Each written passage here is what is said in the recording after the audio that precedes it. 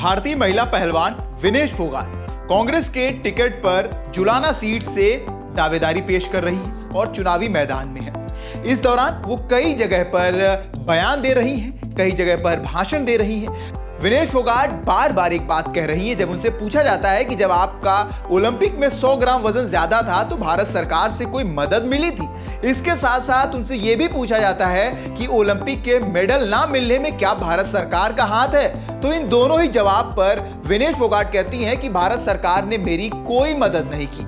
लेकिन मामला ये बिल्कुल नहीं है। और यहां तक कि उन्होंने पीटी उषा पर भी बड़ा आरोप लगाया कि पीटी उषा आई, उनके साथ वहां पर खड़े होकर फोटो खिंचाई, राजनीति करी और चली गई, कोई मदद नहीं मिली थी। लेकिन यह बिल्कुल गलत है। ये मैं नहीं कह रहा, ये कह रहे हैं जो केस लड़े थे इनका वकील हरीश साल्वे जी।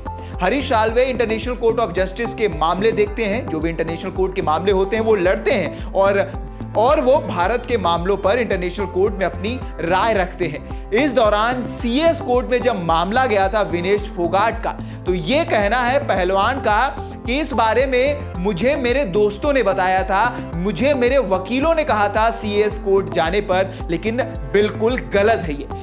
हरीश साल्वे का कहना है कि इस मामले में मैंने खुद उनसे बात की थी, पीटी उषा ने उनसे बात की थी, हम लोगों ने बात करके उनके मामले को सीएस कोर्ट में पहुंचाया था। और यहां तक कि मैंने यह भी कहा था कि जब सीएस कोर्ट का फैसला उनके पक्ष में नहीं आया है तो इस मामले को हम लेकर जा सकते हैं स्विस कोर्ट में और वहां पर लड़ सकते हैं। लेकिन विनेश फोगाट के वकीलों ने कहा कि हम इस मामले को आगे नहीं खींचना चाहते। विनेश राजनीति करना चाहती हैं तो बिल्कुल करें, लेकिन यह कहना सरासर गलत है कि वहां पर इनको भारत की ओर से कोई मदद नहीं मिली। बात रही भारत सरकार की, प्रधानमंत्री नरेंद्र मोदी की, तो इसमें उनका कोई लेना देना नहीं है। उन्होंने ना उनसे कुछ कहा, ना ही इनकी कोई बात हुई। लेकिन भारत की ओर से अगर बात की जाए कि किसी ने मदद नहीं की, तो यहां पर पहलवान विनेश फोगाट गलत है। आपको क्या लगता है?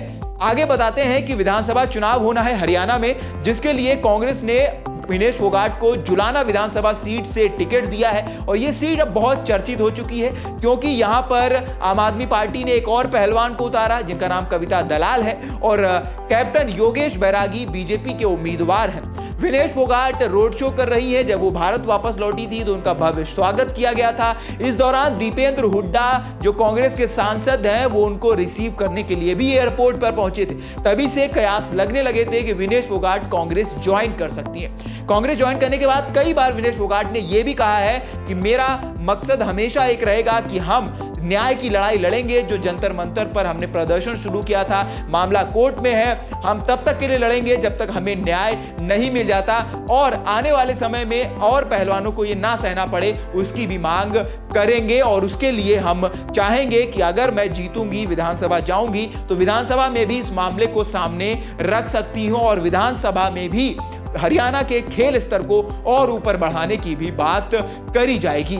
अब हरीश साल्वे का जब स्टेटमेंट आ गया है कि विनेश फोगाट को भारत की ओर से मदद मिली थी, ऐसा नहीं है कि इनके दोस्तों ने इनको कहा था कि आप सीएस कोर्ट ले जाइए, वहां के कुछ दोस्तों ने इनको कहा था, नहीं, भारत की ओर से भी कहा गया था। अब पीटी उषा जो आईओए की चेयरमैन है, उन्होंने अभी कोई प्रतिक्रिया नहीं दी है। अब विनेश फोगाट क्या बोलेंगी वो भी हम आपको बताएंगे। लेकिन आपको क्या लगता है, जुलाना सीट पर बाजी कौन मारेगा? हमें कमेंट करके बताएं। तब तक के लिए देखते रहें वन इंडिया हिंदी।